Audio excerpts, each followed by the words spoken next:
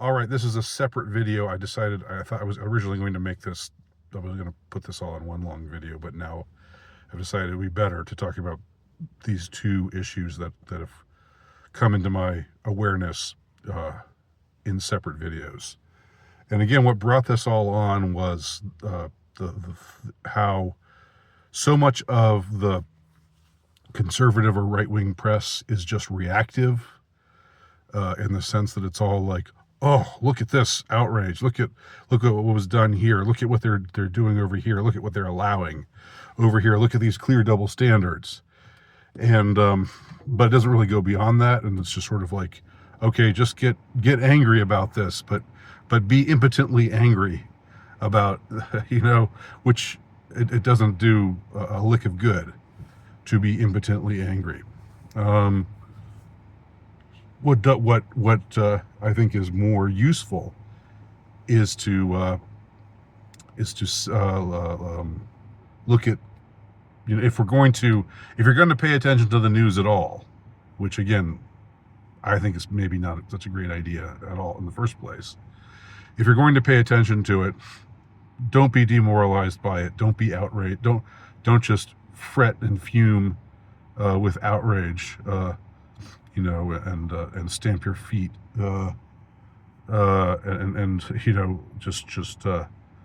all that. But ask yourself, what's behind this story?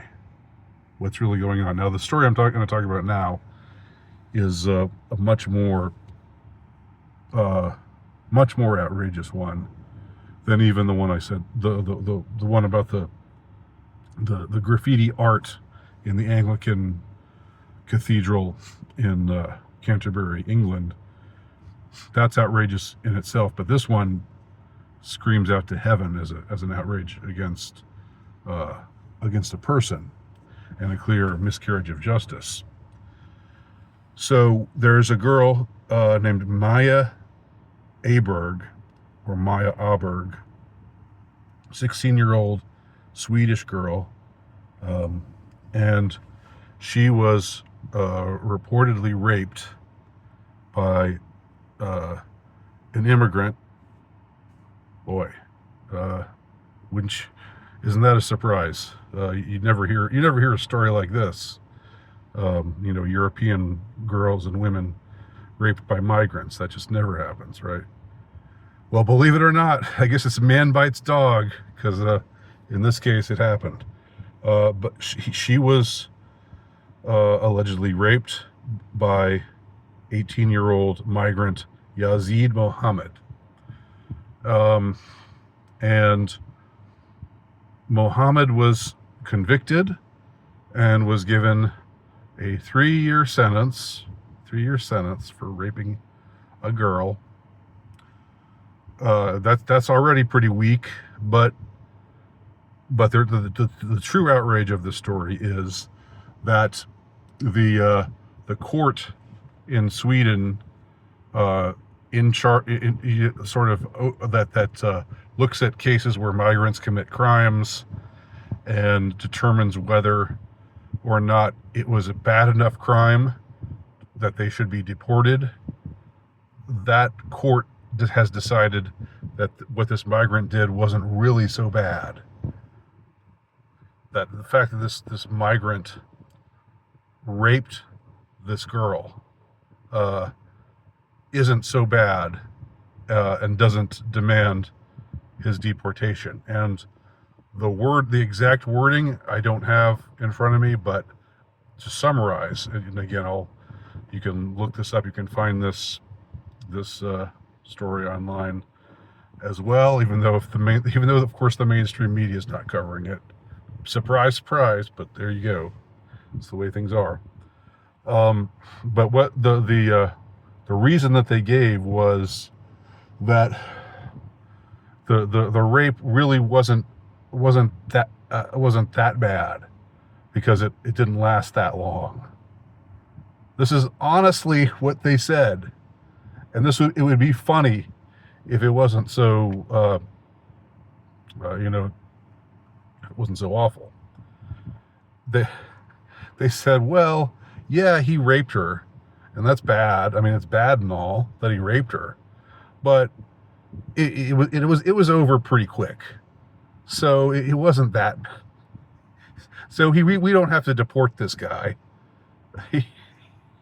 because it was just it wasn't that traumatizing to this 16-year-old girl to get raped, because it was over pretty fast. If it had been some extended thing, if it had gone on for longer and maybe been more aggravated, then maybe we could talk about deporting him. But in this case, nah. There's rape, but it wasn't. Like Whoopi Goldberg said, it wasn't rape about something that involving Bill Clinton. I can't remember the exact circumstances there. That it wasn't rape. It might have been a rape, but it wasn't rape. That's sort of what they're saying here. This is a board that's run by, leftists, including feminists. So that's something to take note of. That for these European, militant feminists, if a girl is raped by a migrant, that's something that's not really that bad. We should come to the defense of the poor migrant boy who raped this girl, because oh well, it wasn't that bad.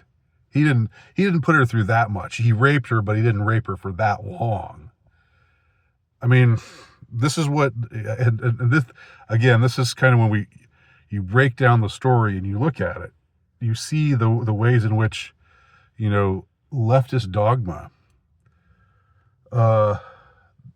has these consistent contradictions, right? Rape is the worst thing ever. If a man is accused of a rape, he must be guilty. Believe all women, right? These are the things that they say. But when it's a migrant doing it to a native, a white native European girl, then it's, oh well, let's not go too far. Let's not get carried away. We should have some mercy on this poor guy, because he's from, I don't know, he's from a disadvantaged background. I don't know what kind of how they would, what kind of rubbish take they would use to supposedly justify having mercy in this particular case. But what they actually said out loud, and this should be something, again, people should be, I would not think it would be inappropriate to get out in the streets non-violently, but to show your extreme anger about this, which I doubt will happen in Sweden, unfortunately. But anyhow, what I think the useful thing to say about this is, again, that it lays bare. First of all, this is a story they're going to want to make disappear. This is a story they're not going to want to talk about. They're going to want to ignore as much as they can. They'll try to keep it out of the headlines. A few outlets will cover it. But we see that feminism is a farce. Western feminism is a farce. If it's between a white woman and a migrant, a rapist migrant, who gets more points? The rapist migrant does. He's the one we should have pity on, not the white girl who got raped. And of course, it's extremely different if it wasn't a migrant. If it was another white, if it was a white man, the verdict would be quite different. But since it's a migrant, he's a protected class, And that shows you that, well, number one, that feminism is a sham and a scam, and totally and completely inconsistent, but consistently inconsistent, right? Because they only want to talk about rape in certain cases, but not in other cases. They don't want to talk about migrant rape at all. That's racist. It's racist to talk about non-white migrants raping white girls or white women.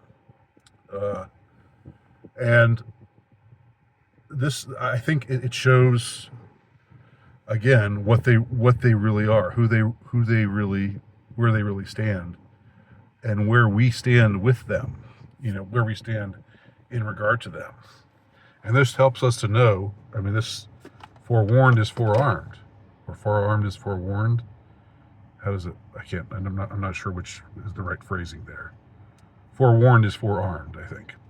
If you know that the establishment doesn't give a shit about you, isn't going to protect you, then you should plan accordingly. Whatever that means, you should be look into your own self-defense. Unfortunately, in Sweden, it's probably illegal to own guns, right? But do what you have to. Do whatever you can.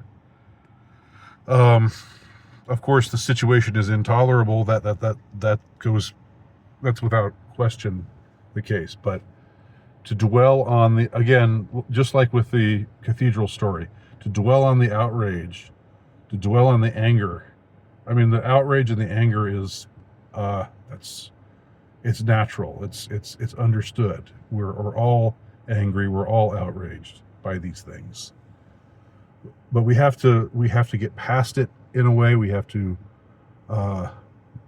think it through. We have to be analytical, and have to come to conclusions about the people such as the ones who make up this court, which include these radical leftist feminists, white feminists.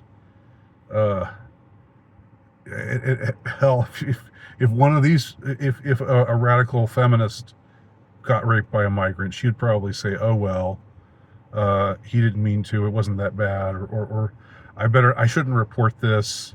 I mean, it goes that far. Believe me when I say it goes that far. The desire to not want to be seen as a far right racist, which you are. You're a far right racist if you draw attention to the fact that migrants rape white women to a far greater proportion than other demographics, which happens to be reality. So ideology trumps reality to these people.